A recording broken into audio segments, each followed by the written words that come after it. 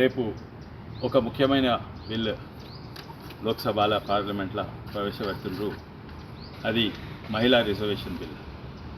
ఆ మహిళా reservation bill ఇంతవరకు ఎన్నో ప్రభుత్వాలు వచ్చినాయి, ప్రవేశపెట్టిండ్రు. కానీ దానికి ఎన్నో అడ్డంకులు ఉన్నాయి.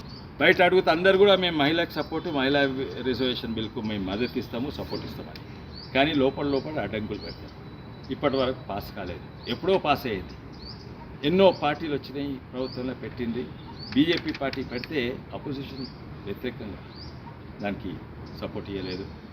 కానీ కాంగ్రెస్ పార్టీ కూడా ఒకసారి మేము పెట్టినామని మేము కూడా పెట్టినట్టు చేసిండ్రు. రాజ్యసభలో పాస్ చేసిండ్రు 2008. కానీ దాని తర్వాత 5 ఏళ్ళు దాన్ని నానబెట్టిండ్రు. లోక్సభలో ప్రవేశపెట్టలేదు. ఎందుకంటే ఓడిపోతారనో లేకపోతే వాళ్ళకి ఇంట్రెస్ట్ లేదు. బయట మాట్లాడుతాను అవును మహిళా బిల్. ఎవరైనా వ్యతిరేకిస్తారా? వ్యతిరేకించే ధైర్యం ఉంటుందా?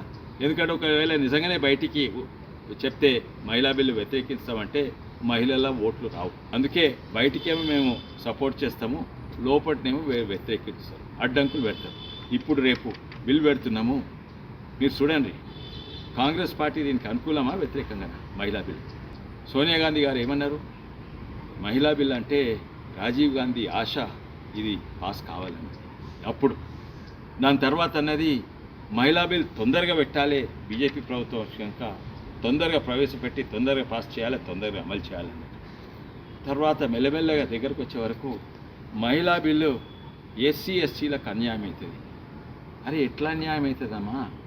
ఎట్లయితే ఎస్సీ ఎస్టీలకు రిజర్వేషన్ ఉందో జనరల్లా మహిళల్లో కూడా ఉంటుంది, అన్యాయం కాదంటే ఓకే అన్నది. మళ్ళీ కొన్ని రోజుల తర్వాత మహిళా బిల్ పెడితే ఎస్సీ ఎస్టీ ఓబీసీలకు అన్యాయం అవుతుంది. అరే మళ్ళీ కొత్తగా ఓబీసీలు అని తెచ్చిండ్రు. అరే ఓబీసీ అనే రాజ్యాంగం లేదు, జనరల్లో కూడా లేదు. మహిళా బిల్లు ఇప్పుడు మీ ఓబీసీ దీనికి అది సపరేట్ ఇష్యూ, అది చర్చిస్తాం, మాట్లాడదాం. దానికి ఇది అడ్డంకు పెడుతుంది ప్రయత్నం చేసి.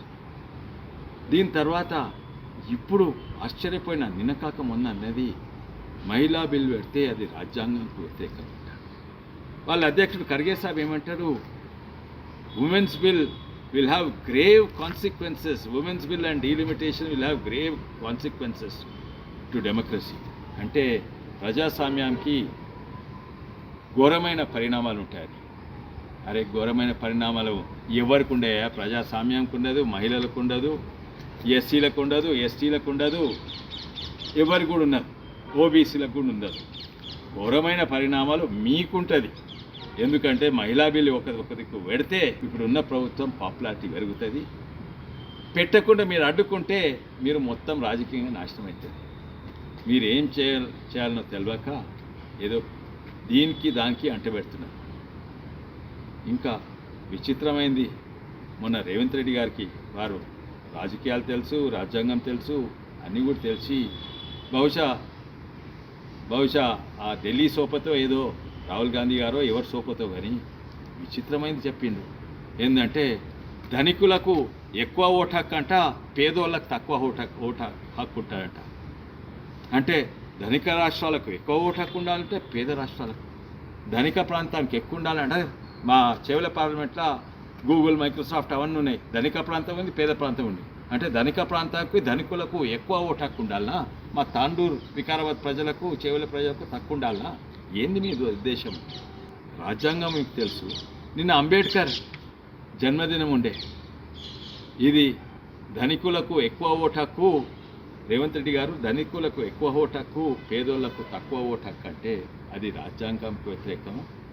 అంబేద్కర్ గిట్ట అది ఇంతే. ఇప్పుడు లేచి వస్తాడు మీ కాంగ్రెస్ పార్టీ ఎంటబడతాడు. మళ్ళోసారి అందరికీ విజ్ఞప్తి, ఒక చరిత్రలో మొట్టమొదటిసారి ఈ బిల్లు పెట్టి పాస్ కాబోతుంది. దీన్ని అడ్డుకున్నోళ్ళు చరిత్రలో మిగిలిపోతారు. అడ్డుకున్నోళ్ళు వాళ్లకు మహిళల ఓటే కాదు, ఉన్న పార్టీలు ఆల్రెడీ కాంగ్రెస్ పార్టీ వీక్ ఉంది, అది మొత్తానికే నాశనమవుతుంది. మహిళా బిల్కి సపోర్టు తప్పనిసరిగా అందరూ ఇస్తారు. నాకు తెలిసిన కాంగ్రెస్ పార్టీ చేయకుంటే వాళ్ళ కర్మ వాళ్ళకు ఉంటుంది.